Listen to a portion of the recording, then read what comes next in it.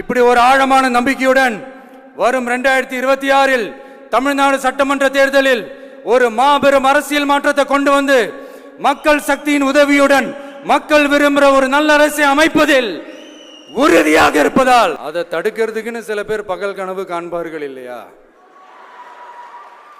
அவங்க எல்லாருக்குமே சொல்லிக்கிறது ஒண்ணுதான், காற்று மழை வெயில் இயற்கையை யாரால் கட்டுப்படுத்த முடியும்? யாரால் தடுக்க முடியும்? இவை எல்லாம் கடவுளால் உருவாக்கப்பட்டவை. அப்படிதான் எம் மக்களுக்கான அரசியலையும் யாராலும் தடுக்க முடியாது. அரசியல் சூறாவளியையும் தேர்தல் சுனாமியையும் தடுப்பார் எவர்.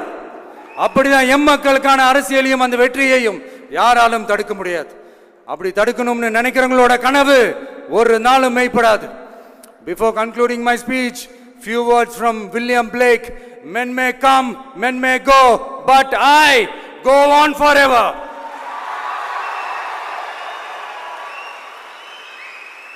ஞாலம் கருதினும் கைகூடும் காலம் கருதி இடத்தார் செய்யின் ஏற்ற காலத்தையும் இடத்தையும் அறிந்து ஒரு செயலை செய்தால் பூவுலகம் முழுமையையும் வேண்டினாலும் அது கைவசப்படும் என்ற திருக்குறளுடன் என்னுடைய நன்றி உரையை நிறைவு செய்கிறேன்.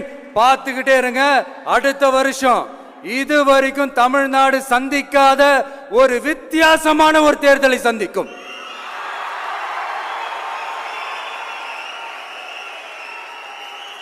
ரெண்டு பேருக்கு நடுவுல தான் போட்டியே. ஒன்னு டிவிகே, இன்னொன்னு டிஎம்கே.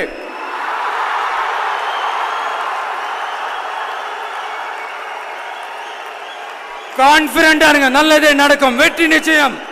மீண்டும் சந்திக்கும் வரை நன்றி, வணக்கம்.